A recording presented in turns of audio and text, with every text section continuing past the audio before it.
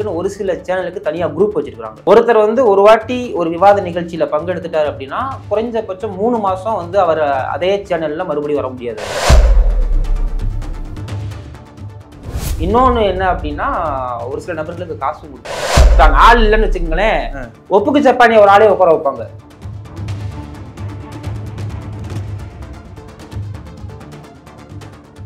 பிரபல நடிகர்களுடைய மகள் தொகுத்து வழங்கிய ஒரு நிகழ்ச்சி. சொந்த பந்தம் எல்லாத்தையும் சொல்லிட்டு டிவில வர போறேன் எல்லாம் பாருங்க சொல்லிட்டு போட போட்டு சொல்லிட்டு கடைசியில் பார்த்தா ஷோ வருது. பொம்மை மாதிரி இப்படி உட்காந்துட்டு இருக்கிறேன். யாராவே சும்மாவே உட்காந்துட்டு இருக்கா, பாயிண்ட் வரட்டுங்கிற மாதிரி உட்காந்துட்டு இருக்காரு.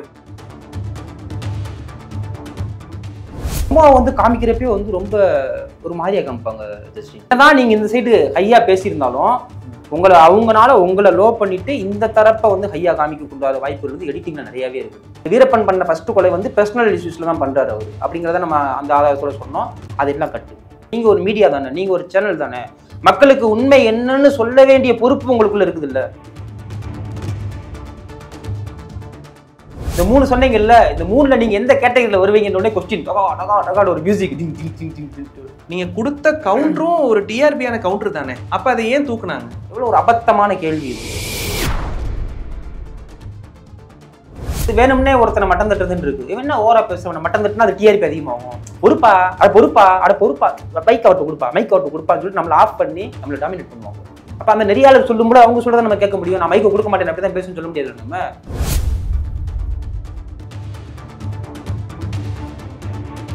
கூப்பிட்டு சப்புன்னு கூட 4 அரை கூட அரைஞ்சு விட்டு ஓடுற முதல் சேவை விட்டு அப்படி கூட நீ அனுப்பிச்சு விடுங்க.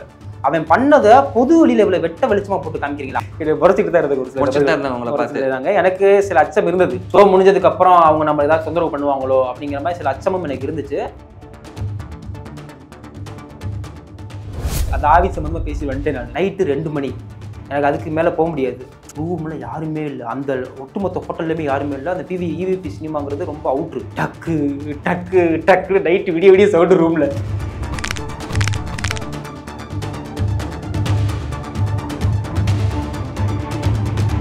வணக்கம் அம்ஜித். வணக்கம் ஜஸ்டின். நீங்க நிறைய விவாத நிகழ்ச்சிகள்ல வந்து பங்கேற்றிருக்கிறீங்க. உண்மையிலேயே டாக் ஷோல என்ன நடக்குது, உள்ள என்ன நடக்குது அப்படின்றது வெளிப்படையாக மக்களுக்கு தெரியணும் அப்படின்றதுக்காக தான் இந்த நேர்காணல். ஒரு தலைப்புல வந்து ஒரு விவாத நிகழ்ச்சியை ஆரம்பிக்கிறாங்க அப்படின்னா இதற்கு எப்படி அழைப்பு கொடுப்பாங்க, இதை நீங்க எப்படி ஃபாலோ பண்ணுவீங்கன்னு கொஞ்சம் ஆரம்ப கட்டத்தில் மட்டும் சொல்ல முடியுமா? ப்ரொமோ கொடுக்குறாங்க. ப்ரொமோ கொடுத்துட்டு சில நம்பர்ஸ் இருக்குது, வாட்ஸ்அப் நம்பர்ஸ் இருக்குது. அதில் என்ன பண்ணுவாங்கன்னா, இந்த தலைப்பில் உங்களுக்கு விவாதிக்க விரும்பினால் இந்த இதில் வந்து நீங்கள் உங்கள் பேர் கொடுங்க அப்படிங்கிற மாதிரி சொல்லுவாங்க. அவங்களுக்குன்னு ஒரு சில சேனலுக்கு தனியாக குரூப் வச்சிருக்காங்க. ஸோ அந்த குரூப்பில் வந்து நம்மளை ஆட் பண்ணிடுவாங்க. அந்த குரூப்பில் ஆட் பண்ணிட்டாங்க அப்படின்னா கண்டினியூஸாக அடுத்து வரக்கூடிய டாபிக்ஸையும் சொல்லி கொடுப்பாங்க நமக்கு. ஒருத்தர் வந்து ஒரு வாட்டி ஒரு விவாத நிகழ்ச்சியில் பங்கெடுத்துட்டார் அப்படின்னா குறைஞ்சபட்சம் 3 மாதம் வந்து அவர் அதே சேனலில் மறுபடியும் வர முடியாது. அவர் 3 மாதம் கழிச்சு தான் அடுத்த தலைப்புல அவர் வந்து எல்லா சேனல்லையும் அதே மாதிரி தானே, எல்லா சேனல்லையுமே அந்த மாதிரி ஒரு ப்ரொபேஷன் பீரியட் இருக்குது. ரிப்பீட்டடா ஒரே பேஸ் வருதுன்னு சொல்லிட்டு மக்கள் கம்ப்ளைண்ட் பண்ணிடுவாங்க இல்லையா? அதனால ஒருத்தவங்க அவங்களுடைய ஓன் டிரான்ஸ்போர்ட்ல வந்துருவாங்க. இல்லை அப்படின்னா ஒரு சிலர் வந்து ஒரு காமன் பாயிண்ட்ல வந்து உதாரணத்துக்கு கோயம்பேடுல இருந்து பிக் பண்ணிட்டு கூட்டு வருவாங்க அந்த சேனலுக்கு. மேக்சிமம் வந்து நம்ம இவிபி சினிமாஸ் இருக்குது இந்த சென்னையில பூந்தமல்லி ரோட்ல, அவங்க வந்து பிக்கப் பண்ணிடுவாங்க. ஒரு சிலர் தான் அவங்க பிக்கப் பண்ணிக்குவாங்க, கேட்பாங்க, நம்மளா கேட்கணும். ஒரு சிலது இல்லை, ஒரு சில பேரை வந்து நீங்க டைரக்டா வந்துருங்க அப்படின்னு சொல்லிடுவாங்க, டிமாண்ட் பண்ணணும். இன்னொன்னு என்ன அப்படின்னா ஒரு சில நபர்களுக்கு காசும் கொடுப்பாங்க. அவங்க பேச வரவங்களுக்கு காசு கொடுப்பாங்க. எனக்கு அது தெரியாது. அதாவது நார்மலா பேச வரவங்களுக்கு கொடுக்குறாங்க. ஆள் இல்லைன்னு வச்சுக்கோங்களேன், ஒப்புக்கு ஜப்பானிய ஒரு ஆளே உட்கார வைப்பாங்க. மீடியாக்குள்ள குறை சொல்லல, அவங்க இடத்த நிரப்பணும். ஒரு பர்டிகுலர் டைப்ல பர்டிகுலர் தலைப்புல நம்ம நிறைய பேர்லாம் பேசாமையே அது வரும். இப்ப சமீபத்துல இருந்த இந்த நாய் சம்பந்தமா டாக் ஷோல கூட ஒரு பெண்ணு பேசவே இல்லை. பார்த்துட்டு இந்த பொண்ணு அதான் நம்ம அப்படி முடிவு பண்ணிட முடியாது. பேசவே இல்லை, உட்காந்துட்டே இருப்பாங்க. டசன்ட் மீன் அவங்க வந்து பேசவே இல்லைன்னா பேசி இருப்பாங்க, அது எடிட்ல போயிருக்கும். அது சொல்றாங்க. அனுபவம் எனக்கு நிறைய இருக்கு. அனுபவம் பேசுறது டாபிக் எப்படி பார்ப்பாங்கன்னா சேனல்ல பொறுத்த வரைக்கும் அவங்களை பொறுத்தவரைக்கும் டிஆர்பி தான். ஆமா. ஸோ இந்த கண்டென்ட்டை போட்டா இந்த கண்டென்ட் எப்படி இருக்கும், மக்கள் இதை விரும்பி பார்ப்பாங்கன்னு பார்த்துட்டு எடிட்டிங்ல ஏகப்பட்ட சீன் கட் ஆயிரும். நம்ம அதுக்குள்ள வரேன், அடுத்து ஆமா நிறைய பேசணும் அதுல வரேன். ஸோ வந்து இப்படி தான் கூட்டு போவாங்க. அவங்க கூட்டு போயிட்டு பிக்கப் ஆகி காமன் பிக்கப் ஆகிட்டு கூட்டு போவாங்க. கூட்டு போனதுக்கப்புறம் ஷோ நடக்குது அப்படின்னா இப்போ ஷோ ஒரு நைட்டு தான் மேக்ஸிமம் ஷூட் பண்ண நடக்கும். மேக்ஸிமம் ஈவினிங் அந்த நைட் தான் நடக்கும். ஷோ நடக்கிறதுக்கு ஒரு 3 ஹவர்ஸ் முன்னாடி நம்மளை கூட்டு போயிருவாங்க ஸ்பாட்டுக்கு. கூட்டு போயிட்டு அந்த யூனிட்டுக்கு வரக்கூடிய சாப்பாடுல நமக்கு சாப்பாடு கொடுத்துருவாங்க. நைட்ல எப்போ போகிறோமோ அந்த டின்னரோ இல்லை லஞ்சோ அந்த ஷூட்டிங் டைம்ல வந்து யூனிட்டுக்குன்னு ஒரு சமைச்சு கொண்டு வருவாங்க. அந்த சாப்பாடை நமக்கு கொடுத்துருவாங்க. ரொம்ப நேரம் எடுக்கும் ஷூட்டிங்கு. அதனால சாப்பிட்டு தெம்பா இருப்பா, இடையில பசிலாம் வந்துடக்கூடாதுக்காக சாப்பாடுலாம் போட்டுருவாங்க. முடிச்சிட்டு சாப்பிட்டதுக்கு அப்புறம் லைட்டா டச் அப்லாம் கொடுத்துட்டு நம்ம பண்ணா ஆல்ரெடி அந்த இடத்துல வேற ஒரு ஷூட் நடந்துட்டு இருக்கு, வேற ஒரு ஷோக்கு எடுத்துட்டு இருப்பாங்க, வேற ஒரு டாபிக்ல இருக்கும். அந்த ஷோ நம்ம பார்க்கணும்னா பார்க்கலாம், இல்லைன்னா உட்காந்துக்கலாம். அண்ட் வந்து ஒரு ஃபார்ம் மாதிரி ஒன்று கொடுத்துருவாங்க அந்த கன்சென்ட் வாங்குறதுக்காக. இதுல வந்து ஏதாச்சும் மீடியா பொறுப்பு கிடையாது, நாங்க தான் பொறுப்பு கருத்துக்களுக்கு அப்படிங்கிற மாதிரி சில உரிமை துறப்பு. ஆமா, பொறுப்பு துறப்பு மாதிரி பொறுப்பு துறப்பு வாங்கிக்குவாங்க. பட் இப்போ ரீசெண்டா நான் போன சேனல்ஸ்ல 2 சேனல்ஸ்ல வாங்கல. முதல்ல வாங்கிட்டு இருந்தாங்க, இப்போ ரீசெண்டா 2 சேனலுக்கு போனேன். என்னென்ன மென்ஷன் பண்ணிருப்பாங்க அதுல? நிறைய போட்டிருப்பாங்க. ஜஸ்ட் அதுல நம்ம வழக்கம் போல அதெல்லாம் யாரும் படிக்கிறாங்க இல்ல, குறிப்பிட்ட எனக்கு இது ஞாபகம் இருக்கு. அது மாதிரி இதில் பேசக்கூடிய கருத்துக்கள் எல்லாம் சொந்த கருத்துக்கள் தான் அப்படிங்கிற மாதிரிலாம் சில டேர்ம்ஸ் இருக்கு. எனக்கு ஞாபகம் இல்லை, நான் லாங் டைம் பேக் நான் இது பண்ணது. இப்போ போனதுல ரீசெண்ட் டேஸ்ல வாங்குறது இல்லை அவங்க, அந்த மாதிரி வாங்குறது இல்லை. ரொம்ப சென்சிட்டிவான டாபிக்னா கண்டிப்பா வாங்கிடுவாங்க. 8 மணி நேரங்கிறது ரொம்ப மிகைப்படுத்தி சொல்றது. ஒரு 4 மணி நேரத்துல இருந்து 6 மணி நேரம் அவ்வளவுதான் எடுப்பாங்க. இடப்பட்ட கேப்ல பிரேக் இருக்கும். இடையில வந்து ஒரு பிரேக் விடுவாங்க. அவங்க அதை உட்கார வைக்கிறதே வந்து ஆள் பார்த்து உட்கார வைப்பாங்க. அந்த கேமரா ஃபேஸ், அவங்க ட்ரெஸ்ஸு, அண்ட் அவங்களுக்கே சில பேர் நோன் பர்சன்ஸ் இருப்பாங்க. இவங்க நல்லா பேசுவாங்க, இவர் எழுத்தாளர், இவர் பேச்சாளர்னு அவங்களுக்கே தெரியும், ப்ரொஃபைல் வந்துடும். இப்போ உதாரணத்துக்கு ஜஸ்டின் எழுத்தாளர், இவர் ஊடகவியலாளர், இவர் வந்து பேச்சாளர் அப்படிங்கிறப்ப அந்த நபரை வந்து முன்னிலைப்படுத்தி உட்கார வச்சுருவாங்க கேமராக்கு முன்னாடி பேசுகிற மாதிரி. சும்மா ஒரு ஒப்புக்கு சப்பாக இருக்கக்கூடிய, சும்மா நான் போகிறேன் அப்படிங்கிற மாதிரி ஃபர்ஸ்ட் டைம் பீப்புள் வந்து நினைப்பாங்க நானும் டிவியில் வரணும்னு நினைக்கக்கூடிய, அந்த மாதிரி அவங்களுக்கு தெரியும்ல. ஸோ அவங்களெல்லாம் வந்து சும்மா கொஞ்சம் ஓரமா நீங்கள் உட்காருங்க, நீங்கள் உட்காருங்க, தரவரிசை அவங்களே வந்து தரம் பிரித்து உட்கார வச்சுருவாங்க. இப்போ முதல் வரிசையில் உட்கார்றவங்க நல்லா பேசுகிறவங்கன்னு எடுத்துக்கலாமா? அப்படி சொல்ல படிக்க ஸ்டூடெண்ட் ஸ்கூல்ல மாதிரி அவங்க சில அசம்ஷன்ல உட்கார வைப்பாங்க. அதுல வந்து லாஸ்ட் பெஞ்ச் ஸ்டூடெண்ட் வந்து பெஸ்டா பெர்ஃபார்ம் பண்ணக்கூடிய வாய்ப்புகளும் இருக்குல்ல. அந்த மாதிரி ஒரு சூழல் அமையல. அதனால யார் எப்படி பேசுவானே சொல்ல முடியாது. ஒண்ணு. இன்னொன்று, விவாத நிகழ்ச்சிகள்ல போன எல்லாத்தையும் கேட்டு பாருங்க. அங்க இருக்கக்கூடிய ஒரு பிரதான பிரச்சனை என்ன அப்படின்னா, மைக்கு கைக்கு வராது. எதுக்கை முடிவு, மைக்கு வந்து கையில கிடைக்காது. மைக்கை ஒருத்தர் பிடிச்சிட்டாரா கெட்டியா பிடிச்சிக்குவாரு. அவர் வந்து கொடுக்கவே மாட்டார், தான் தான் பேசணும் அப்படிங்கிற மாதிரி வச்சுக்குவாரு. அண்ட் வந்து அந்த வாய்ப்பு வந்து மைக்கு வந்து பிடுங்கி தான் பேசணும். நம்ம கொடுங்க, இங்கே கொடுங்க, பார்த்தாலே தெரியும், மைக் எனக்கு கொடுங்க அடிச்சுக்குவாங்க. அப்புறம் இன்ட்ரோல் வந்து இவங்க மைக்கே கொடுக்க மாட்டேன்ட்டாரு கம்ப்ளைண்ட் அங்கே நடக்கும், எல்லாமே நடக்கும். நீங்க மட்டும் வந்தா போதுமா, இதெல்லாம் தப்புங்க, நீங்க மட்டும் வந்தா போதுமா, நாங்களாம் வர விட சேனல்ல டிவியில நீங்களே வந்து மைக் வச்சுக்கிட்டு இருக்கீங்க, கொடுக்க மாட்டேங்கிறீங்க அப்படி சொல்லுவாங்க. எதையுமே காதில் வாங்காம சிரிச்சிட்டு புன்னகையோட கடந்து போயிடணும். ஒரு சில ஷோஸ்ல வந்து டைரக்டர் வந்து ஹிண்ட் கொடுப்பாரு, வந்து ஹிண்ட் கொடுப்பாங்க. நீங்க இப்படி பேசுங்க, அப்படி பேசுங்க, என்ன அவங்க அப்படி பேசிட்டு இருக்காங்க, நீங்க இதுக்கெல்லாம் பதில் கொடுக்க மாட்டீங்களா அப்படிங்கிற மாதிரி டைரக்டர் வந்து ஷோ டைரக்டர் வந்து உசுப்பேத்தி விடுவாங்க. சொல்லாடைகள்லாம் சில சொல்லாடல்கள் அவங்களுக்கு சொல்லிக் கொடுப்பாங்க, இதெல்லாம் சொல்லுங்க அப்படிங்கிற மாதிரி சொல்லிக் கொடுப்பாங்க அவங்க. டைரக்டர் தொகுப்பாளர் வந்து இன்டரப்ட் பண்ண மாட்டாரு. தொகுப்பாளர் என்ன பண்ணுவாருன்னா, மேபி அவருக்கு பின்னாடி பேக் வாய்ஸ் வருமானு தெரியாது மைக்ல, அவர் வந்து இவங்ககிட்ட பேசுங்க, அவங்கள பேச வைங்க, இவங்கள பேச வைங்கிற மாதிரி அவர் சில இது கொடுப்பாரு. ஒரு சில பாயிண்ட் நம்ம பேசிக்கிட்டு இருக்கிறப்ப ஒரு எதிரணியில் இருக்கக்கூடிய ஒரு பாயிண்ட் பேசுவாரு. அதுக்கு சூட்டபிள் ஆன்சர் நம்மகிட்ட இருக்கும், ஆனா மைக் வந்து நம்மகிட்ட வராது. நான் ஒரு வாட்டி பேசிட்டேன், அடுத்த வாட்டி நான் பேசிட்டேன், அதுக்கு அடுத்த வாட்டி மைக்கை கேட்டாலும் கொடுக்க மாட்டாங்க. மைக் ஒரு நிமிஷம் நான் கை காமிச்சிட்டே இருப்போம், அவங்க கொடுக்க மாட்டாங்க. ஏன்னா ரிப்பீட்டடா ஒரே பர்சன். அப்போ ஒருத்தருக்கு 2 வாய்ப்பு, அதிகபட்சம் 2. ஆமா 2, நீங்க 3-4 கூட பேசலாம், ஆனா வராது உள்ள. நீங்க பேசுனது வேலிடா இருந்தது, நல்லா போகும், வியூ நல்லா போகும், மக்கள் விரும்பி பார்ப்பாங்க, டிஆர்பி நல்லா எகுரும் அப்படின்னா அது வந்து வரும். ரீசெண்டா நடந்த நிகழ்ச்சினா அது ஆவிகள் பத்தி பேசினது நீங்க பார்த்தாலே தெரியும். எங்க அணியில அவ்வளவு பேர் உட்கார்ந்தாங்க, ஆனா யாரு பேசுனதுமே வரல. நான் பேசியிருந்தேன், அது வந்துச்சு. ஒருத்தர் மேபி வந்திருப்பாருன்னு நினைக்கிறேன், மற்றவங்க யார் பேசினுமே எங்க அணியில வரவே இல்லை. எல்லாமே ப்ராக்டிக்கல் எக்ஸ்பெரிமெண்டா தான் போச்சு. எதிரணியில பேசினவங்க வந்துச்சு, என் கூட வந்தவங்க கூட என்ன நீங்க பேசுறது மட்டும் போட்டிருக்காங்க, நாங்க பேசுறதெல்லாம் போடவே இல்லை அப்படின்னாங்க. ஸோ அதனால எல்லாரும் பேசுறது வருமா அப்படிங்கிறது மிகப்பெரிய கேள்விக்குறி. பிரபல நடிகர்களுடைய மகள் தொகுத்து வழங்கிய ஒரு நிகழ்ச்சி. அப்பதான் ஃபர்ஸ்ட் நான் டாக் ஷோ அப்படின்னு சொல்லிட்டு போறேன். இந்த தலைப்பு அருமையான தலைப்பு, பெண்கள் மீது நடத்தக்கூடிய பாலியல் வன்முறைகளும் அதற்கான தீர்வுகளும்ங்கிற தலைப்பு. எல்லாரும் பேசுறாங்க. அப்ப முதல் நான் அது என்னுடைய ஃபர்ஸ்ட் டாக் ஷோ. நான் எடுத்து நான் பயங்கரமா பேசுறேன். எதை பத்தி பேசுறேன் அப்படின்னா, ஆசிஃபாவுடைய படுகொலை, அதை தொடர்ந்து ஆசிஃபா கொலை செஞ்ச அந்த கொலையாளிகளுக்கு ஆதரவாக நடந்த அந்த பேரணி, இதையெல்லாம் பத்திலாம் நான் பேசுறேன். இதை பத்தி பேசிட்டு அதுக்கப்புறம் வந்து நிர்பயாவினுடைய வழக்கு தொடர்ந்து வந்து என்ன பண்ணுறாங்க அப்படின்னா, சென்னையில பெங்களூர்ல வந்து கர்நாடகத்துல வந்து அந்த வழக்குக்காக வந்து ஒரு விழா மாதிரி நடத்துறாங்க, அதை இது பண்றதுக்காக. அப்ப அதுல கலந்து கொண்ட ஒரு ஓய்வு பெற்ற காவல்துறை அதிகாரி சொல்றாரு, நிர்பயாவுடைய அம்மாவே இவ்வளவு அழகா இருக்காங்க, அப்ப நிர்பயா இவ்வளவு அழகா இருப்பாங்க அப்படிங்கிற மாதிரி எல்லாம் பேசுறாருன்னு சொல்லிட்டு ரொம்ப காரசாரமா பேசியிருந்தேன். அப்ப எப்படி ஒரு ஆணினுடைய மனநிலை எப்படி இருக்குது அப்படின்னு காரசாரமா பேசியிருந்தேன்.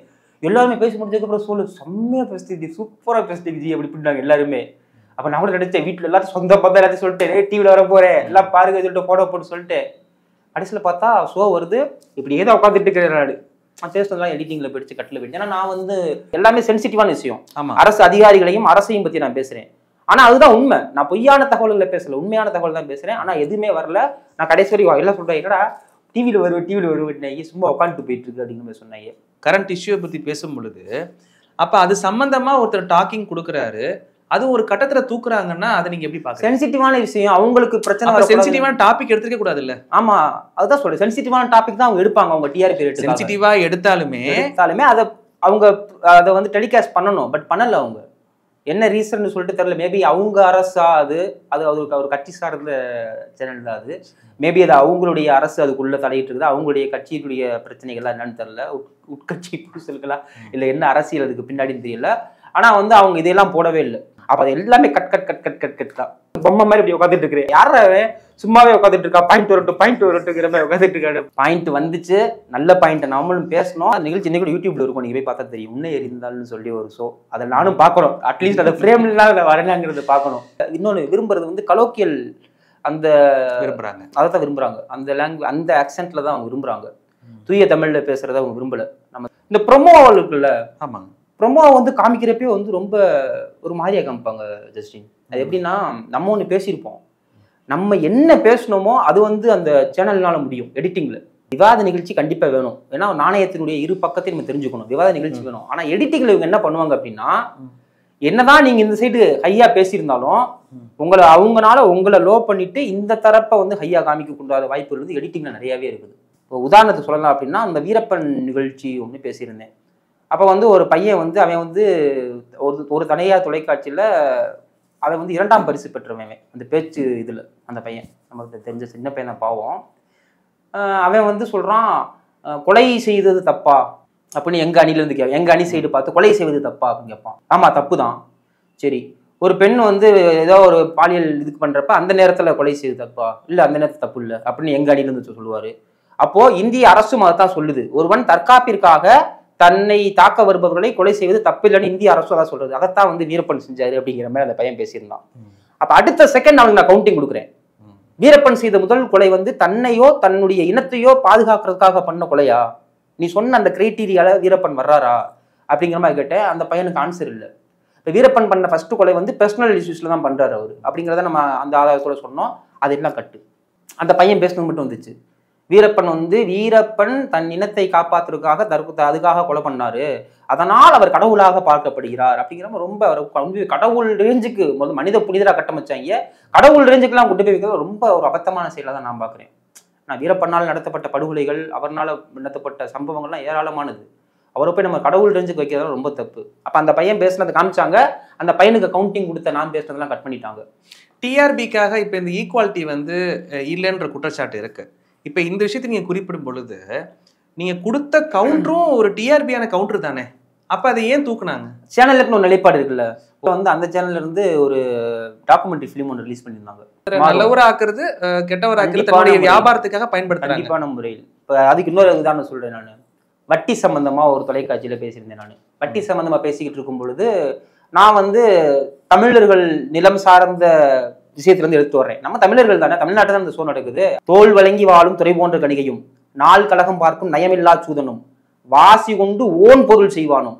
இப்படி வந்து திரிகடுகத்துல இப்படி ஒரு நல்லனார் வந்து இந்த மாதிரி ஒரு வரிகள் சொல்றாரு. இதை நான் பேசுறேன், திரிகடுகத்துல வரும்னு சொல்லிட்டு. அதுக்கப்புறம் வந்து வட்டி வாங்குபவர்களை பட்டி பதகர்கள்னு சொல்லிட்டு திருமந்திரத்துல சொல்றாரு அப்படின்னு நான் சொல்றேன். இதெல்லாம் நான் பேசுறப்ப நெறியாளர் வந்து திருகடுகமா அப்படின்னாரு. ஆமாங்க அப்படிங்கிறேன். சொன்ன உடனே திருமூலர் சொன்ன, ஆமா திருமூலர் திருமந்திரத்தில் சொல்லியிருக்கிறாரு, இந்த மாதிரி வட்டி வாங்குபவர்களை பட்டி பதகர்கள்னு சொல்றாரு அப்படின்னோடனே எனக்கு எதிரில் இருக்கக்கூடியவர்லாம் சொல்றாரு, அவர் சொல்றது தப்பு. திருமூலர் காலத்துல வந்து காசே இல்லை, அங்க வந்து பண்டமாற்று முறை தான் இருந்துச்சு, பணம் பரிவர்த்தனையே கிடையாது அப்படி இப்படின்னு சொல்லிட்டு அவர் சொல்றாரு. சொல்லும் பொழுது அதுக்கப்புறம் அவருக்கு கமெண்ட் கொடுக்கறதுக்கு எனக்கு மைக் வரல, வேறத்தவங்க மைக்கு பிடிங்கிட்டாங்க. அப்போ ப்ரொமோல போகும் பொழுது நான் சொல்றேன், வட்டி வாங்குபவர்களை பட்டி பதகர்கள்னு திருமூலர் சொல்றாருன்னு சொன்ன உடனே எனக்கு அவர் கவுண்டிங் கொடுக்குற மாதிரி, அவர் சொல்றது தப்பு, திருமூலர் காலத்துல வந்து வட்டியே கிடையாது, காசே கிடையாது அப்படிங்கிற மாதிரி அவர் சொல்றாரு. அப்படிதான் ஒரு ப்ரொமோ வருது. அப்ப என்னன்னா, நான் சொன்ன கருத்தை அவர் வந்து அடிச்சிட்ட மாதிரி தான் அந்த ப்ரொமோ சொல்லுது. நீங்க ஒரு மீடியா தானே, நீங்க ஒரு சேனல் தானே, மக்களுக்கு உண்மை என்னன்னு சொல்ல வேண்டிய பொறுப்பு உங்களுக்குள்ள இருக்குது இல்ல. அப்போ நீங்க அதை ரிசர்ச் பண்ணிருக்கணும்ல. திருமூலர் காலத்துல நாணயம் இருந்துச்சு. நாணயங்கள் வந்து 5ஆம் நூற்றாண்டுலேயே வந்து நாணயங்கள் புழக்கத்துல வந்துருச்சு. உருவங்கள் பொறிக்கப்பட்டு பஞ்ச் மார்க்டு காயின்ஸ் வந்து இருக்குது 5ஆம் நூற்றாண்டுலேயே. திருமூலர் வந்து 5ஆம் நூற்றாண்டுல இருந்து 7ஆம் நூற்றாண்டு காலத்துல வாழ்ந்தவர் தான் திருமூலர். அப்போ அதை நீங்க சொல்லியிருக்கணும் மக்களுக்கு. இல்ல திருமூலர் இப்படி சொல்லியிருக்கிறாரு, திருமந்திரத்துல இப்படி சொல்லியிருக்குது, திரிகடுகத்துல இப்படி சொல்லியிருக்குன்ட்டு அந்த நபர் சொன்னதுக்கு நீங்க தானே உண்மையை மக்களுக்கு கொடுக்க வேண்டிய பொறுப்புல நீங்க தானே இருக்கிறீங்க. அப்ப அவர் சொல்லும் பொழுது நாணய புழக்கமே இல்லை, சரி அவர் பேச்சிலே வச்சுக்கோமே, ஒரு வாதத்துக்காக அவர் சொல்றது உண்மையே வச்சுக்கோமே, நாணய புழக்கம் இல்லை. வட்டிங்கிறது என்ன, காசுக்கு காசு வாங்குறது மட்டும்தான் வட்டியா? பண்டமாற்று முறையில வந்துட்டு நீ எனக்கு 10 வெள்ளி கொடுப்ப, நான் உனக்கு திருப்பி கொடுக்கும் பொழுது 20 வெள்ளியா நான் கொடுக்கணும். வெள்ளி கட்டு வட்டி தானே. நீ எனக்கு வந்து 10 கிலோ அரிசி கொடுப்ப, நான் திருப்பி கொடுக்குறப்ப 20 கிலோ அரிசி கொடுக்கணும். வட்டி தானே. பண்டமாற்று முறையா இருந்தாலும் வட்டி தானே. வட்டிங்கிற கான்செப்ட் தானே அவங்க சொல்றாங்க. அப்ப திருமூலர் சொன்னது தப்பா? அப்ப தப்புனா திருமூலர் 6 இடத்துல சொல்றாரு, ஒரு மந்திரம் மட்டும் சொல்லல. அவர் திருமந்திரத்துல 6 இடத்துல சொல்றாரு வட்டியை பத்தி திரும்பி பேசுறாரு. அப்போ ஒரு சேனலா ஒரு மீடியாவா இதை நீங்க மக்களுக்கு எடுத்து சொல்ல வேண்டியது உங்களுடைய பொறுப்பு தானே. அப்ப நீங்க என்ன பண்றீங்கன்னா, ஆமா அந்த பெரியவர் சொன்னதுதான் உண்மைங்கிற மாதிரி தான் உங்களுடைய ப்ரோமோ இருந்துச்சு. ப்ரோமோலயும் அதான் இருந்துச்சு. அதுக்கப்புறம் உங்களுக்கு மைக்கு கிடைக்கல. அதுக்கப்புறம் திருப்பி நீங்க ஆன்சர் பண்றது கொடுக்க முடியல, இது சொல்ல கொடுக்கல. அதுக்கப்புறம் நான் வாங்கினேன், மைக்க வாங்கிட்டு அதுக்கப்புறம் அதுக்கு என்ன ஆகும்னா, ஜஸ்டின் ஒரு டாபிக் பேசிட்டு இருக்கோம்ல, பேசிட்டு இருக்கப்ப அந்த டாபிக் டைவர்ட் ஆகி இன்னொரு இதுல போயிடும், கடந்து போயிரப்ப திருப்பி சொல்ல முதல் சொன்னதுக்கு ஆன்சர் சொல்லக்கூடாது, சொல்ல வந்தாலும் ஸ்டாப் பண்ணல, அதை விட்டுருங்க அப்படின்ட்டுருவாங்க. நம்மள பேச விட மாட்டாங்க. ஆனா இது பெரிய வரலாற்று பிழையா மாறிடுச்சுல. இப்ப பாக்குறவங்க என்ன, ஓ அப்படியா பத்தி அந்த பயன்பாடு திருமூலர் திருமந்தங்கிறான் தெரியாம பேசுறான். அவர் பெரிய ஆக்சுவலா இப்ப எனக்கு இந்த விஷயம் நீங்க சொல்லிதான் எனக்கும் தெரியும்னு வச்சுக்கோங்களேன். ரிசர்ச் பண்ணி நம்ம பேச எல்லாரும் பார்த்துருப்பாங்க, அதுக்கப்புறம் தெரிஞ்சிருக்கும், அதுக்கப்புறம் திரும்பி நீங்களும் அனலைஸ் பண்ணிருப்பீங்க. ஸோ 100% உண்மை அப்படின்ற பட்சத்தை நீங்க வந்து இது சொல்றீங்க. ஆனா இந்த திருமூலர், திருமந்திரம், திருவாசகம் இதெல்லாம் வந்து நம்ம காலங்காலமா பேசிட்டு இருக்கிற ஒரு விஷயம். இங்க ஒரு பிழையா சொல்றதுனால நீங்க தமிழ் சார்ந்து பேசிட்டு இருக்கக்கூடிய ஒரு மனிதர், இது எவ்வளவு நெகட்டிவா போய் சேரும் மக்கள்கிட்ட? அப்படிதான் போய் சேருது. நான் ஒரு மாற்று பொருளாதார முறையை அந்த இடத்துல வைக்கிறேன். நான் எப்படின்னா, வட்டி இல்லாத ஒரு பண பரிவர்த்தனை அழகிய கடனாக நம்ம கொடுத்து ஒரு சில திட்டத்தை வைக்கிறேன். உங்களுக்கு பணம் தேவை, என்கிட்ட பணம் இருக்குது, என்கிட்ட பணம் கேட்குறீங்க, நீ யான்னு தெரியாதுப்பா, அது என்ன வாட்சை கொடு, இல்லை உன்னுடைய நகையை கொடு அப்படின்னு வாங்கி வச்சுக்கிறேன். எத்தனை நாளப்பா கொடுப்பேன்? நான் ஒரு 5 மாசத்துல கொடுத்துருவேன். சரி 5 மாசத்துல கொடுத்துரு. 5 மாசம் கழிச்சு அந்த பணத்தை நீங்க கொடுத்துட்றீங்க. கொடுத்த உடனே நான் அந்த நகையை உங்ககிட்ட நான் கொடுத்துட்றேன், நகையவோ அந்த பொருளையோ உங்ககிட்ட கொடுத்துட்றேன். இது வட்டியா? சொல்ற பிரகாரம் இல்ல. இது எப்படி வட்டியா? நீங்க அமௌண்ட் வாங்கல, நான் எதுவுமே பண்ணலையே. ஒரு நீங்க எனக்கு யாருன்னு தெரியாது, ஒரு ஆதாரத்துக்காக நான் வாங்கி வச்சுக்கேன் உங்ககிட்ட நகையை. ஏன்னா நான் ஒன்றும் பெரிய மல்டி மில்லியனர் கிடையாது. நான் டாடா பிர்லாவோ அம்பானியோ அதானியோ கிடையாது இல்லையா. நான் ஏதோ ஒரு நலத்திட்டத்துக்காக ஒரு வட்டி இல்லாத ஒரு மாற்று பொருளாதாரத்தை உருவாக்கணுங்கிறதுக்காக ஒரு சின்ன குழுவா நான் இப்படி செயல்பட்டு இருக்கிறேன். இது எந்த இடத்துல வட்டி வருது? அவர் கேட்கிறாரு, இந்த வட்டி வாங்குறவன் இந்த உடலை விட்டு வியாபாரம் செய்யக்கூடிய விபச்சாரம், அந்த அந்த செய்யுளுக்கு அதான் அர்த்தம். தோல் வழங்கி வாழும் துறை போன்ற கணிகைன்னா உடலை விட்டு வியாபாரம் செய்யக்கூடிய விபச்சாரி, அப்புறம் வந்து சூதாடக்கூடிய சூதாடி, வட்டி வாங்கக்கூடியவன், இவங்க 3 பேர்த்தையும் ஒரே வரிசையில் வரிசைப்படுத்துகிறது திரிகடுகம்னு சொல்லியிருந்தேன். அப்போ சொல்றாரு, நீங்க சொன்னீங்கல்ல ஸ்டார்டிங்ல 3 இது, உடலை விட்டு வாழக்கூடிய விபச்சாரி, நாள் எல்லாம் சூதாடக்கூடிய சூதாடி, வட்டி வாங்குற 3 பேர் சொன்னீங்களா, இந்த 3ல நீங்க எதுல வருவீங்கன்னு கேட்கிறாரு. எவ்வளவு ஒரு அபத்தமான கேள்வி இது. இது வந்து அழகிய கடன்ல தானே வருது. ஒரு அழகிய கடன் இது, ஒரு பைலால தான் அப்படி இருக்குது. உங்கள்கிட்ட எதுவுமே இல்லைன்னா சும்மாவே கொடுப்பேன் நான். ஆனா சும்மா யோசிச்சு பாருங்க, நடைமுறையில சும்மா எல்லாத்துக்கும் நீ 50,000 நீ அப்படி கொடுக்க. இப்ப நிறைய அமைப்புகள் செஞ்சுட்டு தானே இருக்கு, நிறைய அமைப்புகள் செய்யறாங்க. இன்டர்நேஷனல் லெவல்ல பேங்கிங் இருக்குது. ஸ்ரீலங்கால அரசே அதை நடத்துது. இந்திய அரசை இதுக்கு வந்து அவங்க அணுகி இருக்கிறாங்க. பசுமை புரட்சியுடைய தந்தை அவர் சொல்றாரு, இந்தியாவுடைய விதர்பா பிரச்சனை, மகாராஷ்டிரா மாநிலத்தினுடைய விதர்பா தான் வந்து இந்தியாவுடைய துயரம் அப்படிங்கிறாங்க. விதர்பா பிரச்சனைக்கு தீர்வு இந்த முறைதான் சொல்றாங்க. ஏகப்பட்ட ஸ்காலர்ஸ் இதுல வந்து நிறைய ஒப்பீனியன்ஸ் கொடுத்துருக்காங்க. அந்த முறையை நம்ம ஒரு சிறு குழுவா இங்க செயல்படுத்திட்டு இருக்கிறோம்னு நான் சொல்றேன். சொல்லும் பொழுது அவங்க வந்து இந்த 3 திரிகடுகத்துல இந்த 3 தரவரிசையில நீங்க எந்த தரவரிசையில வருவீங்கன்னு கேட்கிறாரு. எனக்கு பயங்கர கோபம். நான் அங்கே விடலை. நான் கேட்டேன், நான் எதுக்கு வருவேன்? நான் இங்க வந்து வாசி என்னும் ஓன் பொருள் சேர்க்கலைங்கிறேன். நான் வட்டி வாங்கலையே, இப்படி எந்த இடத்துல வட்டி வருது அப்படிங்கிறேன். பொறுப்பா மைக் அவுட் கொடுப்பான்னு சொல்லிட்டு நம்மளை ஆஃப் பண்ணி அவங்க அந்த இடத்துல ஒரு டாமினேஷன் பண்ணுவாங்க, நம்மளை டாமினேட் பண்ணுவாங்க. அப்ப அந்த நெறியாளர் சொல்லும்போது அவங்க சொல்றதை நம்ம கேட்க முடியும். நான் மைக்கை கொடுக்க மாட்டேன் அப்படிதான் பேசணும்னு சொல்ல முடியாது நம்ம. அப்ப அந்த மைக்கை அந்த பக்கத்துல ஒரு அக்காவுக்கு கொடுத்துறாங்க. அந்த அக்காவுக்கு கொடுத்தோடனே இப்ப இவர் வந்து நீங்க ஒரு 50,000 கேட்குறீங்க, இவர் வந்து உங்களுக்கு 50,000 கொடுத்துறாரு. அவர் வந்து 50,000 கேட்கிறப்ப அவர் வந்து நகை கேட்கிறாரு, நீங்க யார்கிட்ட போவீங்க அப்படிங்கிறாரு அவரு. இந்த கேள்வி எப்படி மடைமாற்றம் செய்யறாங்க பாருங்க. உடனே அந்த அக்கா வந்து நகை கேட்காதவங்ககிட்ட தான் போவேன். அதே கேள்வி அவங்ககிட்ட நான் மாத்தி கேட்டேன், நகை கேட்காதவங்கிட்ட போவ, நீ 50,000 ரூபாய்க்கு 1 லட்ச ரூபாய் கேட்பாரு அவர் திருப்பி, நீ நகை கேட்கறவன் உன் நகையும் கொடுத்துருவான் பணத்தையும் கொடுத்துருவானேக்கா இப்ப யார்ட்டக்கா போகணும் அப்படியா தம்பி இப்படி இல்லாம இருக்குது நான் உன்ட்ட தான் தம்பி உன்ட்ட தான் தம்பி வாங்குன்னு சொல்லி அந்த அக்கா நான் ரெக்கார்ட் பண்ணேன். இன்னைக்கு அந்த யூடியூப்ல நான் போட்டு விட்டேன். அதுல வந்து நல்ல வியூ போச்சு. நான் போட்டு விட்டது இல்ல, அந்த தொலைக்காட்சி நிகழ்ச்சியில் நடந்தது என்ன அப்படிங்கிற மாதிரி போட்டேன். போட்டப்ப அதுல சில வியூஸ் போச்சு. நிறைய பேர் இந்த நெறியாளரை பாவம் திட்டி போட்டிருந்தாங்க. எனக்கு அதுல உடன்பாடு இல்லை போடுறாங்க. அது கீழே ஹிண்ட் மாதிரி போடுறாங்க, மாற்று பொருளாதாரம் என்று சொல்பவர்களை அதிகம் கேள்விக்குள்ளாக்க வேண்டும் அப்படின்ட்டு. இல்லை எவ்வளவு பெரிய அபத்தம் இதெல்லாம். என்ன என்னைய கேள்விக்குள்ளாக்கி என்ன பண்ண போறீங்க நீங்க? நான் என்ன உங்களுடைய பணத்தை லவட்டிட்டு போகிறேன்? நான் வந்து சக்சஸ்ஃபுல்லா ரன் பண்ணிக்கிட்டு இருக்கிறேன் இந்த திட்டத்தை. வெறும் வாய் மொழியா மட்டும் சொல்லல, வெறும் வாயில வார்த்தையா மட்டும் சொல்லாம சக்சஸ்ஃபுல்லா நடைமுறைப்படுத்தி செயல்படுத்தி இதன் மூலம் பயனாளர்களுடைய லிஸ்ட் என்கிட்ட இருக்குது. ஏகப்பட்ட பேருக்கு நாங்கள் இதுக்கு முன்னே கடன் கொடுத்துருக்குறோம். அந்த பொருளாதார முறையை நீங்க எப்படி வட்டின்னு வாய் கூசாம சொல்றீங்க? அதுதான் மிகப்பெரிய அபத்தம் இதெல்லாம்.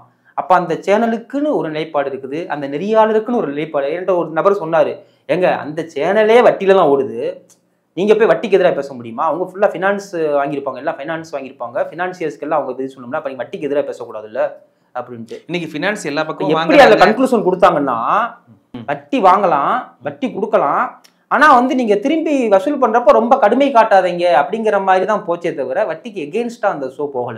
விவாத நிகழ்ச்சியில் இருக்கக்கூடிய இந்த நடுவர்களுடைய அந்த தரம்ன்றது எப்படி இருக்கு? சில பேர் உண்மையாமே நடுவரா இருப்பாங்க. நடுவர்னா என்ன? நடுநிலையா இருக்கணும். ஒரு சில பேர் உண்மையாமே அதை செய்வாங்க. ஒரு சில பேர் வந்து எல்லாருமே இங்க நடுநிலை அப்படிங்கிறது ஒண்ணு கிடையாது, அதுவும் ஒண்ணு இருக்கு. இல்ல நடுநிலை விட்டுடுங்க, அது நம்மளுடைய விருப்பங்கள் சார்ந்தது எல்லாமே.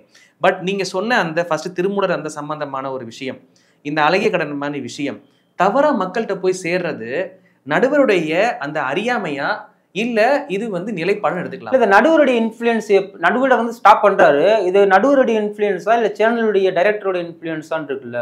அவங்க ரெண்டு பேருமே இன்றைக்கு நான் ஓப்பனாவே சொல்லிருப்போம். இப்ப கோபிநாத் அப்படின்னாலே வந்து ஆல்மோஸ்ட் 90% பீப்புள்ஸ் வந்து அக்செப்ட் பண்ணிக்குவாங்க. இப்ப கூட கோபிநாத் சொன்ன உடனே அப்படின்னா தப்பா பேசிட்டாரு நீங்க கேட்டீங்க. அப்ப அதற்கு இன்னொரு விஷயம் என்னன்னா, நிறைய தகவமைச்சுக்கிறாரு, கோபிநாத் மாதிரி ஒரு ஆளுமை அப்படிங்கிறது வந்து இந்த விவாத நிகழ்ச்சியில வேற யாரும் இல்ல. ஆமா, இந்த விமர்சனங்கள் இருந்தாலும் கூட எங்கேயுமே ரொம்ப ஹார்ஸாலாம் கிடையாது பார்த்த வரைக்கும். அது போல மற்ற நிகழ்ச்சிகள்ல அதற்குன்னு இவரை நாம தரம் உயர்த்தி மற்றவங்களை இறக்கணும் அப்படின்றத நான் சொல்ல வரல. ஒரு குறைந்தபட்ச அந்த ஒரு தகுதி கூட இல்லாம இருக்கிறாங்களா அப்படின்ற கேள்வி. தகுதிகள் இருக்குது, தகுதிகள் இல்லாம இல்ல, தகுதி இருக்குது. என்னன்னா அதான் அவங்க சார்ந்த அந்த பகுதியை மட்டுமே அவங்க மேல வச்சு அவங்க இது பண்றாங்க. இன்றைக்கு வந்து பாத்தீங்கன்னா வாசிப்பு அப்படின்றது எல்லா பக்கமும் குறைஞ்சிருச்சு. இன்னொரு 100 வருஷம் கழிச்சு எழுத்துக்கள் கண்டிப்பாக இருக்கும், அதுல மாற்று கருத்து இல்லை. ஆனா இந்த மீடியா தான் எல்லா பக்கமும் தெளிவா தெரியும். நாளைக்கு ஒரு விஷயம், இன்னைக்கு இந்த திருமூலர் விஷயமா இருந்தாலும் சரி, அழகிய கடனான விஷயமா சரி, ஏதோ ஒரு இடத்துல எடுத்து பார்க்கும் பொழுது அது தவறா பின்பற்றத்தில் போறதுக்கு வாய்ப்பா அமைஞ்சிருக்கும்ல. கண்டிப்பா அப்படி பார்க்கும் பொழுது இது நடுவரோட தவறா தானே பார்க்க முடியும். அதுதான் நடுவருடைய நிலைப்பாட்டை அங்க புகுத்த பாக்குறாரு. நடுவரனுக்கு ஒரு நிலைப்பாடு இருக்குது. இன்னொன்னு வந்து வேணும்னே ஒருத்தனை மட்டம் தட்டுறதுன்னு இருக்கு. என்ன ஓரா பேசுறவன மட்டம் தட்டுனா அது டிஆர்பி அதிகமாகும். இந்த 3 சொன்னீங்கல்ல, இந்த 3ல நீங்க எந்த கேட்டகரியில வருவீங்கன்னு கொஸ்டின் ஒரு மியூசிக் எல்லாருமே பண்றதுதான், நம்ம சேனல்ல அதை பண்றதுதான். ப்ரோமோல எது வந்தாலும் சரி, பட் அதே இது வந்து நிகழ்ச்சியிலையும் வரணும்ன்றதுதான் நம்மளுக்கு. ஒரு சேனலா ஒரு மீடியாவா அந்த இடத்துல உங்களுடைய பணியை சரியா செய்யலங்கிற மாதிரி தான் நான் நினைக்கிறேன். ஆனா மக்களுக்கு உண்மையை சொல்ல வேண்டியதான் மீடியாவுடைய பொறுப்பு. பொறுங்க அப்படிதான் எல்லாருக்கும் பண்ணாரு அவருடைய விவாத ஸ்டைல பாருங்க. அட பொறுங்க, அட பொறு தம்பி, பொறுமா இப்படிதான் சொல்றாரு. நிறைய விவாதங்கள்ல பேசினதுல டிஆர்பிக்காக கட் பண்ணி தூக்குனதுன்றது எவ்வளவு இருக்கும்? எவ்வளவு 4 மணி நேரத்துல இருந்து 5 மணி நேரம் வரைக்கும் எடுப்பாங்க ஜஸ்டின். இந்த ஷோ வந்து 4 மணி நேரம் வரைக்கும், 4 மணி நேரம் குறைஞ்ச மணி நேரம் இல்ல குறைஞ்சபட்சம் 4 மணி நேரம் எடுப்பாங்க, 3 to 4 மணி நேரம் எடுப்பாங்க. ஆனா நீங்க நம்ம டிவில பாக்குறது வந்து மேக்ஸிமம் பாத்தீங்கன்னா ஒரு 30 மினிட்ஸ் கூட பார்க்க மாட்டோம், அவ்வளவுதான். 45 மினிட்ஸ் இல்ல, அது கெஸ்ட் ஸ்பீச்சை சேர்த்து சொல்றீங்க நீங்க. கெஸ்ட கூட்டத்தை உட்கார வச்சிருவாங்கல்ல, அவங்க பேசுவாங்க. சில சமயம் கெஸ்ட் பேசுறப்பே நம்ம என்ன பண்ணுவோம்னா கெஸ்ட் பேசுறதுக்கே பதில் கொடுப்போம். ஆவடி எப்படி பண்ண ரீசெண்டா போயிருக்கிறப்ப அந்த ஆவிகள் பற்றி பேசுறப்போ ஒரு அக்கா வந்து வாங்க உட்காருங்க சுத்துக்கிறோட தேங்காய் கரகரன்னு சுத்துது. எல்லாருமே செட்டில் எல்லாமே உண்மையாவே பேய் வந்துருச்சாங்கிற மாதிரி இருக்கிறாங்க. ஒரு பையன் வந்து இல்ல அது அப்படி இப்படின்னு சொல்லிட்டு இருக்கான். ஆனா ஆவடி எப்படின்னு தெளிவா சொல்லிட்டாரு, இது போன்ற அறிவுக்கு ஒவ்வாத சம்பவங்களை ஒருபோதும் அந்த பக்கம் நிற்காது, நாங்க வந்து சயின்ஸ் என்ன சொல்லுதோ அதன் பக்கம் தான் நாங்க நிற்போங்கிற மாதிரி அவர் டிக்ளேர் பண்ணாரு. ஆவுடையப்பன் எனக்கு தெரிஞ்சு நல்லா பண்றாரு. இப்ப ரீசெண்ட் டேஸ்ல வந்து கோபிநாத்துக்கு அடுத்தபடியா ஆவுடையப்பன் நல்லா பண்றாரு. ஆனா அவர் மேலேயுமே எனக்கு சில அலிகேஷன்ஸ் இருக்கு. இப்ப ரீசெண்டா ஒரு பையன் எனக்கு ரொம்ப பாவமா இருந்துச்சு அதை பார்க்கும் பொழுது. என்னன்னா அவன் ஒரு பையன் ஒரு தலைப்புல விவாதிக்க கூப்பிட்டுருக்காங்க, பெண்களை இம்ப்ரெஸ் செய்ய தெரியாத ஆண்கள் வெர்சஸ் பெண்கள். ரொம்ப தேவையான தலைப்பு சமூகத்தில். ஆமா, நீ தேர்ந்தெடுத்த தலைப்பே முதல்ல தப்பு. சரி, அந்த தலைப்பின் கீழே பேசுறதுக்கு வர்றப்ப அதுல ஒரு ஆர்வப்பாளர் என்ன பண்றான், தலைப்பு நல்லா இருக்கு, அந்த தலைப்பே அவனை வந்து ஒரு குஷிப்படுத்திருக்கும், அவனுடைய சிறுமொழியில போய் ஏதோ ஒன்று அது இது பண்ணியிருக்கும், அவனை ட்ரிகர் பண்ணி விட்டுருக்கோம். அவன் என்ன பண்றான், பாக்குற பிள்ளைலாம் வந்து போவாதேன்னு ஒரு பொண்ணை பார்த்து பாடியிருக்கிறான், இன்னொரு பொண்ணை பார்த்து ஏதோ பாடியிருக்கான், ஏதோ சம்திங் பாட்டு பாடி இது மாதிரி கமெண்ட் அடிச்சுட்டே இருக்கிறான். ஷோல வந்து உட்கார்றப்ப எல்லா பொண்ணுகளும் சொல்லிடுச்சுங்க, இந்த மாதிரி வந்து சொல்லிட்டாங்க, எல்லா பொண்ணுன்னு சொல்லிட்டாங்க, இந்த மாதிரி இவர் வந்து என்னை பார்த்து பாட்டு பாடினாரு. நான் சும்மா பண்ணேன், ஜாலியாக பண்ணேன், அவங்களும் தான் என்ஜாய் பண்ணாங்க. அவனுடைய பாடி லாங்குவேஜ், அவன் பேசுறது, தொனி எல்லாமே பார்க்குறப்ப என்ன பாவம் மேலே கிரைம் ரேட் ஏறிட்டே போகுதுங்க அவர் ஆவுடையப்பன். அந்த டீம்ல இருக்கிறவங்களையே வந்து அவர் வந்து கமெண்ட் பண்ணியிருக்கிறாரு, சாப்பிட்டீங்களா அப்படின்னு கேட்டாரு, இன்னமும் சம்திங் பேசினாரு அப்படிங்கிற மாதிரி சொன்னாங்க. சொன்ன உடனே ஒரு கட்டத்தில் என்ன ஆயிடுச்சுன்னா, நீ ரொம்ப வரம்பி மீறி இது பண்ணிட்டு இருக்குன்னு சொல்லிட்டு அவர் ஆவுடையப்பன் வந்து அந்த பையனை ரொம்ப திட்ட ஆரம்பிச்சிட்டாரு. இவங்க எல்லாரும் அந்த பையன் அழகி சொல்லிக்கிறாங்க. இவரும் திட்டிட்டு ரொம்ப அவனை ரொம்ப கேவலப்படுத்துற மாதிரி அந்த எபிசோட் நீங்க பாத்தீங்கன்னா தெரியும். அந்த பையன் அப்படியே உட்காந்துக்கிட்டு இருக்கிறான், இதுக்கு மேல நான் அனுமதிக்க மாட்டேன், ஆச்சாக்கும் பூச்சாக்கும். நான் என்ன சொல்றேன்னா, அவன் பண்ணது தப்பு, அவன் பண்ண தப்பை நம்ம நியாயப்படுத்தவே கிடையாது. இம்மெச்சூர்டு சைல்டு அவன். ஒரு சில பேர் நம்ம கல்லூரி படிக்கக்கூடிய காலத்துல நம்ம கூட ஒருத்தர் இருப்பான், எப்பயுமே எல்லா கேங்லையும் ஒருத்தர் இருப்பான், அவனுக்கு பொண்ணு கூட எப்படி பேசணும்னு தெரியாது, பொண்ணுல பார்த்தாலே ரொம்ப எக்ஸைட் ஆயிடுவான் அவன். ஏன்னா அவனுக்கு இன்னும் பின்ன பேசி பழக்கம் இருக்காது, அவன் நினைச்சுக்குவான் இதெல்லாம் ஜோக்கு, இதெல்லாம் காமெடி நினைச்சிட்டு அவன் ஏதாச்சும் பண்ணிட்டு இருப்பான். அந்த மாதிரி ஒரு மெச்சூரிட்டி இல்லாம அந்த பையன் பண்ணியிருக்கிறான் தான் நான் அதை பாக்குறேன். அப்ப அந்த பையனை கூப்பிட்டு நீங்க என்ன பண்ணணும், ஒரு தனியான முறையில் ஒரு அட்வைஸ் பண்ணி அனுப்பிச்சு விட்டுக்கணும். அவனை வந்து மீடியால இவ்வளவு தூரம் அவனை கேவலப்படுத்தி அனுப்பணுமா அப்படிங்கிறது என்னுடைய கேள்வி. கூப்பிட்டு சப்புன்னு கூட 4 அறை கூட அரைஞ்சு விட்டு ஓடுற முதல் சேவை விட்டு அப்படி கூட நீ அனுப்பிச்சு விடுங்க. அவன் பண்ணதை பொது வெளியில இவ்வளவு வெட்ட வெளிச்சமா போட்டு காமிக்கிறீங்களா, அவன் வந்து ஒரு மெச்சூரிட்டி இல்லாம பண்றான். ஸோ பாருங்க, அவனை எவ்வளவு ட்ரோல் பண்ணியிருப்பாங்கன்னு பாருங்க. அவனை ட்ரோல் பண்ணி அவனுடைய பெத்தவங்களுடைய மனநிலை யோசிச்சு பாருங்களேன். அவன் நினைச்சிருப்பான் நம்ம டிவியில் வருவோம், நம்மளே 4 பேர்த்துல டிவியை பார்ப்பாங்கன்னு நினைச்சிட்டு வந்திருப்பான். அவனுடைய கேரக்டரே வந்து முழுசா அசாசினேட் பண்ணி அனுப்பிச்சு விட்ட மாதிரி தான் அது இருக்குது. இப்ப அதை ஆதரவா பேசணும்னா என்ன, அந்த பையனுக்கு ஆதரவா பேசுறேன் பெண்கள் இல்ல கண்டிப்பா இந்த விஷயத்துக்கு ஆவுடையப்பன் பேசுனது சரியா தவறான்னு கேட்டா சரின்னு சொல்லலாம், சரிதான். ஆனா அதே இதுல தனிப்பட்ட முறையில ஒரு மனிதரை வந்து ரொம்ப டீஃப்ரேம் பண்ணுவாங்க, இதன் மூலியமாக அவருக்கு பெரிய பாதிப்பு ஏற்படுத்தும், அவர் அந்த நிலைப்பாட்டுல இல்ல, சரி ஏதோ ஒரு விதத்துல இருக்கிறாங்க அப்படின்னா அதை நீக்கணும்னு சொல்ல வரீங்க. அதான் சொல்ல வரேன் நான். அவனை அந்த மக்கள்கிட்ட வெட்ட வெளிச்சமா அவனை காமிச்சு அவனை கேரக்டர் அசாசினேட் அப்படி இருக்கிறவன் இந்த டைட்டிலே வச்சிருக்கூடாது, அவன் தான் நினைச்சிருப்பான். அவன் என்ன நினைச்சிருப்பான், இப்படிலாம் நம்ம பேசணும்னா நம்மளை வந்து ரொம்ப காமிப்பாங்க, அவங்க எல்லாம் நம்மளை பத்தி பேசுவாங்க, நம்மளை பத்தி ஃபுல்லா டாக் ஆஃப் த தமிழ்நாடு ஆயிடுவோம் அப்படிங்கிற மாதிரி அவன் நினைச்சிருக்கலாம். மேபி சாதாரண மக்களுடைய அந்த ஒரு யதார்த்த அந்த புரிதலை தன்னுடைய டிஆர்பிக்காக சேனல் கண்டிப்பா அதை பயன்படுத்தி அந்த டிஆர்பி அந்த ஷோவை பாருங்க பயங்கரமா டிஆர்பி இருக்கும். அந்த எல்லாரும் வந்து அவனை சொல்றாங்க கைகால அப்படி ஆடிக்கிட்டு சும்மா ஜாலியா பண்ணேன், அப்படிதான் பண்ணேன், அவங்க என்ஜாய் பண்ணாங்க, நான் ஒன்றும் தப்பா பேசலையே அப்படிதான் பேசுறேன். இதெல்லாம் வரும் நம்மளுக்கு அப்படின்னு ஒரு நினைப்பு செஞ்சது தப்புனே அவனுக்கு தெரியல. டேய் லூசு பையில அவங்க உன்னைய வந்து திட்டுறாங்கடா, உன்னைய வச்சு செய்ய போறாங்கடா, உன்னைய வந்து உன்னுடைய கேரக்டர் இந்த இடத்துல தப்பா காமிக்க போறாங்கடாங்கிறது அவனுக்கு தெரியல. சாரி சார், நான் அப்படி பண்ணல சார், நான் முடிஞ்சு போச்சு, அவன் அப்படி பண்ணல வந்துட்டு அதுக்கப்புறம் தான் நீங்க மன்னிப்பு கேட்கணும் வலுக்கட்டாயமாக அவன் மன்னிப்பு கேட்ட மாதிரி தான் தெரிஞ்சு. அவனுக்கு உணரவே இல்லை கடைசி வரைக்கும் அவன் பண்ணது தப்பு அப்படின்ட்டு. பையனை கழுவி ஊத்துறாங்க இந்த மற்ற யூடியூபர்ஸ்லாம் இருக்கிறாங்க இல்ல, அவங்க எல்லாம் வந்து அந்த பையனை மறுபடியும் ட்ரோல் பண்றாங்க, மறுபடியும் அந்த பையனுடைய மனநிலை யோசிச்சு பாருங்களேன். நம்மளோட மிகப்பெரிய அயோக்கியத்தனம் பண்றவெல்லாம் திரைமறைவுல என்னமோ பண்ணிக்கிட்டு இருக்கிறான்.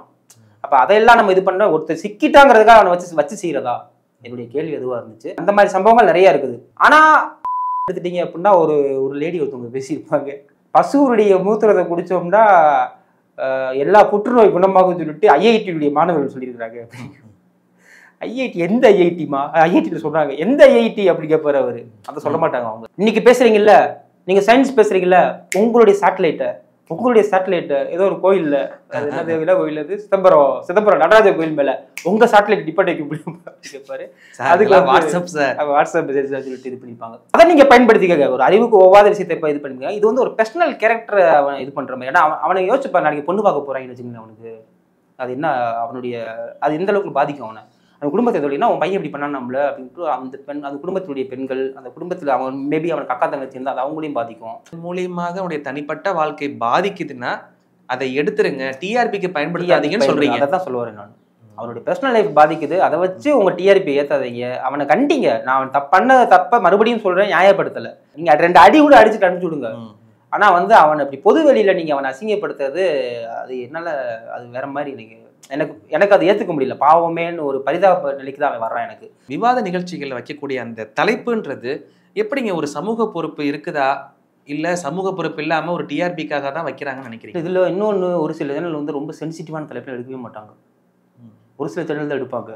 அப்படி எடுத்தாலும் அதை முடக்கிறதுக்கு என்னென்ன நிகழ்ச்சி, என்னென்ன இதில் நடக்குங்கிறது உங்களுக்கும் தெரியும். மும்மொழி கொள்கையை எடுத்தது போடல, நீட்டு சம்பந்தமா எடுத்தது போடல. சில தலைப்புகளை துணிவா சேனல்கள் எடுக்கலாம், ஆனா அதை டெலிகாஸ்ட் பண்றதுக்கு உண்டான சூழ்நிலையை மற்ற சக்திகள் இங்கே முடக்குது இல்லை, அதையும் நம்ம பார்க்கணும். அதனாலேயே பயந்துக்கிட்டு ஒரு சில பேர் ரொம்ப சென்சிட்டிவான டாபிக்ல எடுக்க மாட்டாங்க. பாம்பை அடிக்கணும், தடியும் உடையக்கூடாது அப்படிங்கிற மாதிரி தான் சிலர் எடுக்கிறாங்க.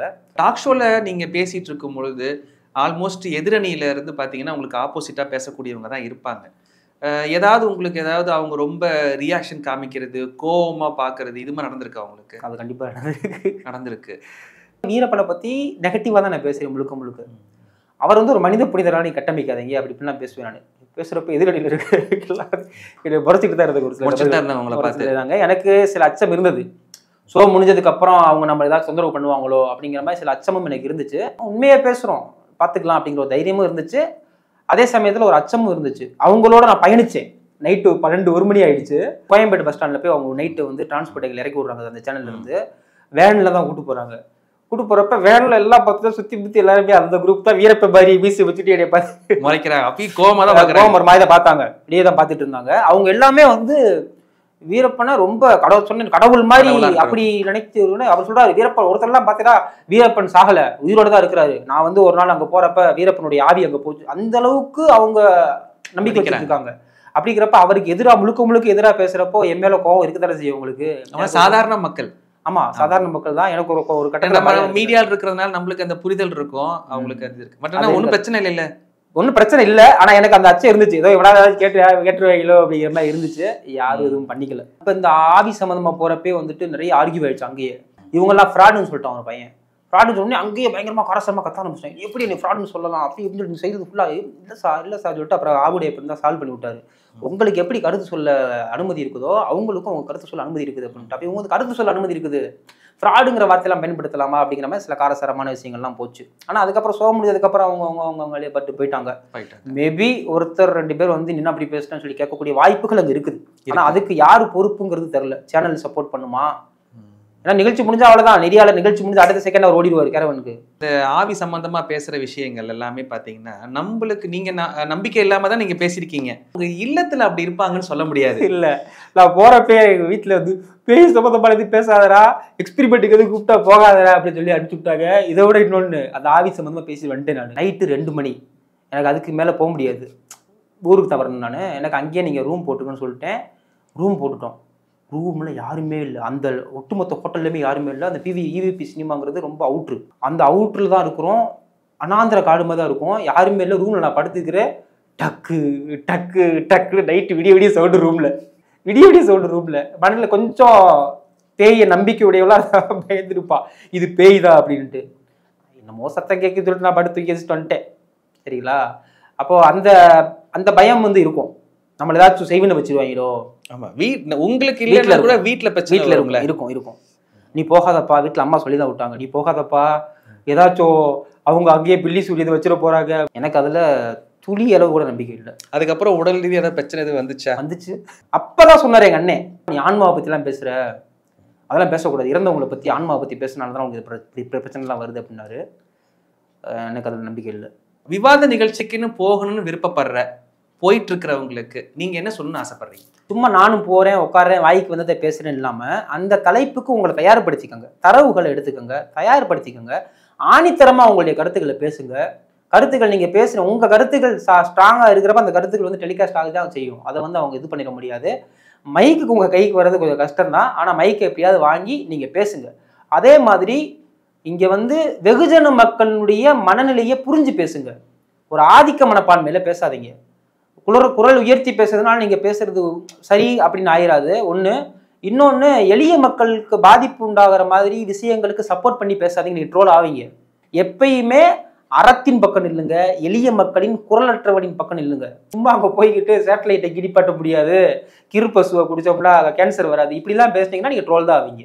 ஸோ ஆக மொத்தம் இப்போ நீங்க சொல்ற மாதிரி பேசினா ப்ரோமோலையும் வருவோம், எபிசோட்லயும் வருவோம் நம்ம. அப்படிதான் கண்டிப்பா. இப்ப நான் அப்படிதான் வந்துட்டு இருக்கேன். ப்ரொமோலயே வந்துருவேன், நானு எபிசோட்லயே வந்துருவேன். நான் எப்பயுமே எளிய மக்களின் பக்கம் தான் பேசுவேன். நான் குரலற்றவர்களுடைய குரலாக தான் நான் அங்க போய் பேசுவேன். பாதிக்கப்பட்டவன் பக்கம் தான் நான் நிற்பேன். பாதிக்கப்பட்டவன் பக்கம் நிக்கிறது அறம். அதைத்தான் நான் செஞ்சுட்டு இருக்கேன். நான் இது வரைக்கும் ட்ரோல் ஆகலை. மேபி நான் இன்னும் நல்லா பாப்புலர் ஆகணும், ஃபேமஸ் ஆகணும், அங்கிட்டு போய் பேசலாம் போல. அங்கிட்டு போய் பேசிட்டு ஏதாச்சும் நம்ம ஏதாச்சும் 10ஆம் பதிவு அடிச்சு விட்டோம்னா அதை வச்சு ட்ரோல் மெட்டீரியல். நெகட்டிவ் ரீச் வேற இருக்கு. Negative reach I don't want to be the negative reachability. அதுல வர நான் விரும்பல. நான் பேசுறது வைரலாவே ஆக வேணாம், சரியான மக்களுக்கு தேவையான கருத்தை பேசணும்னு நான் நினைக்கிறேன். அம்ஜித், ரொம்ப நன்றி. இவ்வளவு நேரம் ஒதுக்கி உங்களுடைய கருத்துக்களை பகிர்ந்தமைக்கு நம்ம சேனல் சார்பாக மிக்க நன்றி. நன்றி.